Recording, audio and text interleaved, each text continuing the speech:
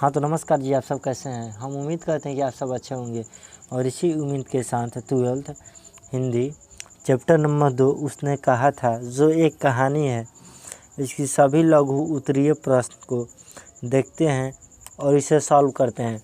यदि वीडियो पसंद आए तो वीडियो को लाइक, शेयर एवं चैनल को सब्सक्राइब करना ना भूलें। तो पहला प्रश्न आपके सामने है। उसने कहा था कहानी कितने भागों में बांटी हुई है। कहानी के कितने भागों में युद्ध का वर्णन किया गया है। तो इसका आपका राइट आंसर हो जाएगा। उसने कहा था शीर्षक कहानी हिंदी साहित्य की प्रथम प्रेम कहानी है। इस कहानी को 5 भागों में बांटा गया है। इस कहानी के 3 भागों में युद्ध का वर्णन किया गया है। भाग 2, 3 और 4 में युद्ध का वर्णन किया गया है। अगला प्रश्न आपके सामने है। कहानी के पात्रों की एक सूची तैयार करें। इस कहानी के प्रमुख पात्र निम्नलिखित हैं। ठीक है, पहला पात्र इसमें जो है वो कहानी के नायक लहना सिंह हैं। कहानी का नायक जो सेना में जमादार रहते हैं। ठीक है, और दूसरा पात्र है सरदारनी, कहानी की नायिका जो लहना सिंह की बचपन की प्रेमिका। तीसरा जो किरदार है वो कीरत सिंह है, लहना सिंह का भतीजा। ठीक है, और जो चौथा किरदार है वो हजारा सिंह, सरदारनी का पति जो सेना में सूबेदार रहता है। और 5वां किरदार है बोधा सिंह, सरदारनी और हजारा सिंह का बेटा। और 6ठा किरदार है वजीरा सिंह, एक सिपाही जिसकी गोद में लहना सिंह दम तोड़ देता है। और अगला प्रश्न आपके सामने है। लहना सिंह का परिचय अपने शब्दों में दे अथवा लहना सिंह के बारे में बताइए। तो इसका आपका राइट आंसर हो जाएगा। लहना सिंह उसने कहा था कहानी शीर्षक कहानी का नायक है। वह अपनी प्रेमिका सरदारनी से निस्वार्थ प्रेम करता है, जिसकी अनुभूति वह अपने जीवन के अंतिम समय में भी करता है। वह अपने जान देकर प्रेमिका का दिया हुआ वचन को निभाता है और उसके पति तथा बेटे की युद्ध भूमि में रक्षा करता है। लहना सिंह भारतीय सेना में जमादार के पद पर है। वह एक कर्तव्यनिष्ठ सिपाही है। यह युद्ध से कभी भी पीछे नहीं हटता। जब वह सीमा पर जाता है तो चाहता है कि जल्द ही युद्ध शुरू हो, क्योंकि बिना फेरे घोड़ा बिगड़ता है और बिना लड़े सिपाही। लहना सिंह मानवीय गुणों से भरा है। कहने का अर्थ है जो लहना सिंह हैं उनके अंदर जो मनुष्य में सारे गुण होने चाहिए वो सब पूरे गुण से भरे हुए हैं। खंदन में जब बोधा सिंह का स्वास्थ्य खराब हो जाता है तो वह उसकी दिन रात सेवा करते हैं और अपनी कपड़ा से उसे पहनने के लिए दे देते हैं। ठीक है, और इस प्रकार लहना सिंह एक आदर्श प्रेमी, कर्तव्यनिष्ठ सिपाही और मानवीय गुणों से भरा हुआ एक व्यक्ति है। तो इसका राइट आंसर आपका यही हो जाएगा। और चौथा प्रश्न आपके सामने है। कल देखते नहीं ये रेशम से गढ़ा हुआ सालू। यह सुनते ही लहना सिंह की क्या प्रक्रिया हुई। जब लहना सिंह सरदारनी से पूछते हैं कि क्या तेरी कुड़माई हो गई, तो सरदारनी बोलती है देखते नहीं ये रेशम से गढ़ा हुआ सालू। यह सुनते ही लहना सिंह की क्या प्रक्रिया होती है, यही इस प्रश्न में पूछा गया है।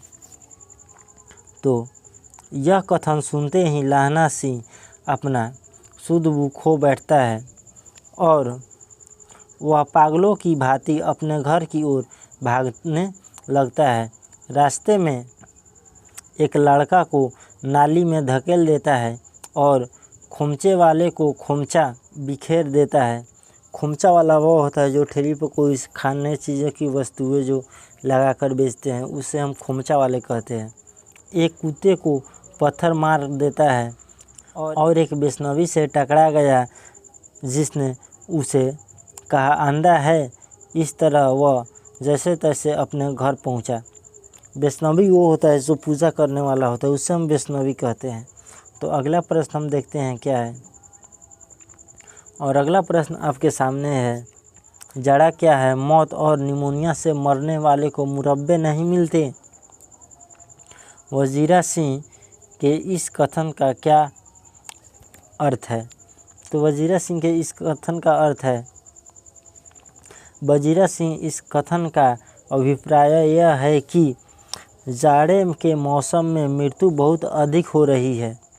लोगों के अंतिम संस्कार भी ठीक से नहीं हो पा रहे हैं। साथ ही वजीरा सिंह यह भी कहना चाहता है कि स्वास्थ्य खराब होने पर कड़वी औषधियाँ दी जाती है, उसमें मीठे मुरब्बे नहीं मिलते। तो इसका राइट आंसर आपका यही हो जाएगा। और अगला प्रश्न आपके सामने है, कहती है कि तुम राजा हो, मुल्क को बचाने आए हो। वजीरा सिंह के इस कथन में किस ओर संकेत जाता है? तो इसका आपका राइट आंसर हो जाएगा, वजीरा सिंह के इस कथन से फिरंगी मेम की ओर संकेत होता है। फिरंगी मेम का अर्थ ब्रिटेन की महिलाओं से संबंध है। यह भारतीय सैनिकों को अपने मुल्क का रक्षक मानते हैं। और अगला प्रश्न आपके सामने है, वजीरा सिंह के इस कथन का फिरंगी मेम की ओर संकेत होता है।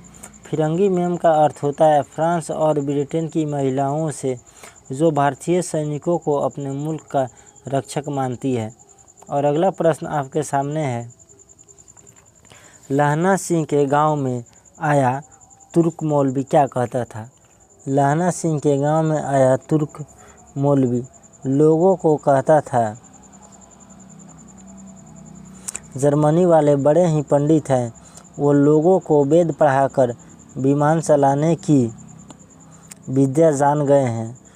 वो गौ नहीं मारते हैं, हिंदुस्तान में आ जाएंगे तो गौ हत्या बंद करा देंगे।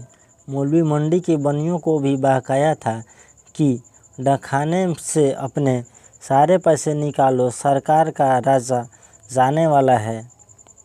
तो इसका आंसर आपका यही हो जाएगा राइट। और अगला प्रश्न आपके सामने है, लहना सिंह का दायित्व बोध और उसकी बुद्धि दोनों स्मरणीय है, इस कथन की पुष्टि करें। तो इसका राइट आंसर आपका हो जाएगा, लहना सिंह एक कर्तव्यनिष्ठ और उच्च आदर्श वाले व्यक्ति हैं। वह अपने कर्तव्य के प्रति हमेशा सजग रहते हैं। एक सच्चा सिपाही होने के नाते वह युद्ध के समय कभी भी पीछे नहीं हटता है। जब वह एक जर्मन जासूस लेफ्टिनेंट साहब बनकर उसकी सेना में घुस जाता है तो वह अपनी सूझबूझ से उसे तुरंत पहचान लेता है और उसे मार गिराता है तथा पूरे खंडक को उजड़ने से बचा लेता है। लहना सिंह अपने बचपन की प्रेमिका सूबेदारनी को दिया गया वचन को पूरे निष्ठा और ईमानदारी से निभाता है। लड़ाई के समय जब वह घायल हो जाता है तो पट्टी बांधकर छुपा लेता है और सूबेदारनी से कुछ नहीं बताता। अंत में वह सूबेदार और उसके बेटा की रक्षा करते हुए वीरगति को प्राप्त होता है।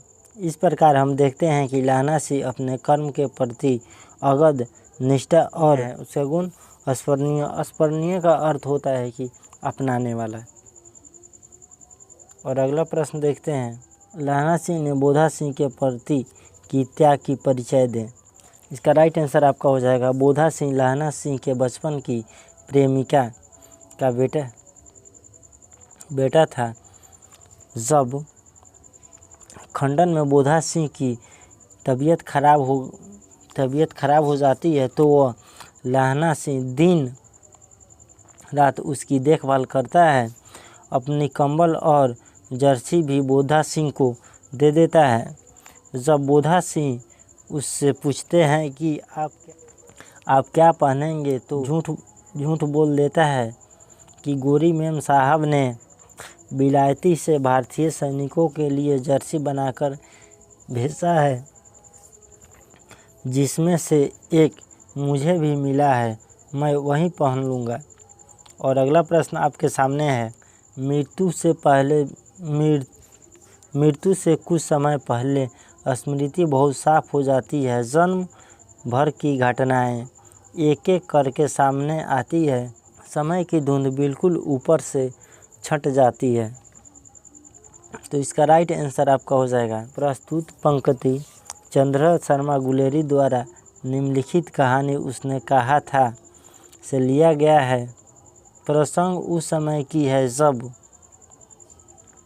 सरदारनी के पति और बेटे की रक्षा करते हुए लहना सिंह को गोली लग जाती है और उसे अस्पताल में ले जाया जाता है। लहना सिंह वजीरा सिंह से पानी मांगता है और अपने अतीत में खो जाता है।